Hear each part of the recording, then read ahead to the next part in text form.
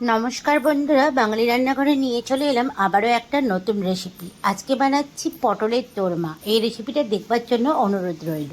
তো এখানে পটলগুলোকে আমি দেখো হালকা হালকা করে চোকা একদম পুরো সারিয়েছি, একটু একটু চোকা রেখে দিয়েছি। এবার পটলগুলোকে ছাড়িয়ে নিয়েছি ভালো করে। তারপরে কড়াইয়ে আমি সর্ষের তেল চাপিয়ে পটলগুলোকে লাল লাল করে ভেজে নেব।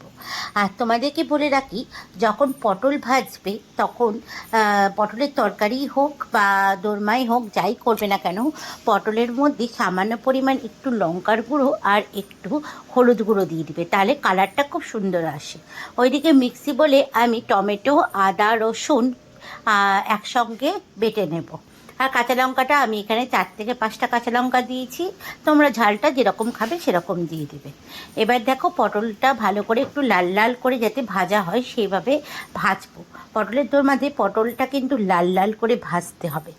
তো এদিকে মিক্সিতে আদা, টমেটো, রসুন, তারপরে তোমার কাঁচা লঙ্কা সব দিয়ে একসঙ্গে আমি বেটে নিলাম। যেহেতু আমি এটা রুটিতে খাবো সেহেতু কাঁচা লঙ্কার পরিমাণটা একটু কম দিলাম। আমি এখানে 3 থেকে 4টে কাঁচা লঙ্কা দিয়েছি, তোমরা যেরকম পারবে সেরকম, আগেই বললাম।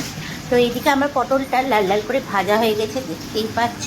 এবার পটলটা তুলে রেখে দিলাম। এবার ওই তেলের মধ্যেই ডুমু ডুমু করে ছোট ছোট করে পেঁয়াজ কেটে রেখেছিলাম। পেঁয়াজটাকে একবারে লাল লাল করে ভেজে নেব, যতক্ষণ না ব্রাউন কালার আসছে ততক্ষণ। তোমরা পেঁয়াজটা ভেজেও দিতে পারো বা বেটেও দিতে পারো, আমি এখানে ভেজেই দিয়েছি। ভেজে দিলে পারে খেতে একটু বেশি ভালো লাগে। এবার যে মশলাটা বেটে রেখেছিলাম সেই মশলাটা দিয়ে ভালো করে কষাবো একবারে, যতক্ষণ না আদা আর রসুনের গন্ধটা যাচ্ছে ততক্ষণ অবধি কষাতে হবে।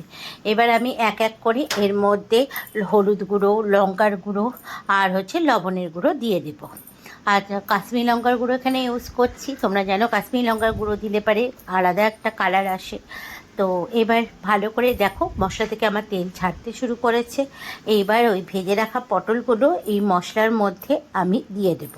দিয়ে পটলগুলোর সঙ্গে মশলাটা আবারও ভালো করে কষাবো। আর এখানে তোমরা ফ্যাটানো দইও ইউজ করতে পারো।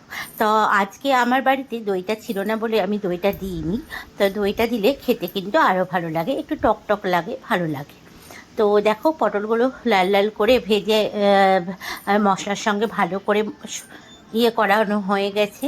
এইবার আমি জল দিয়ে খানিকক্ষণের জন্য ঢাকা দেব।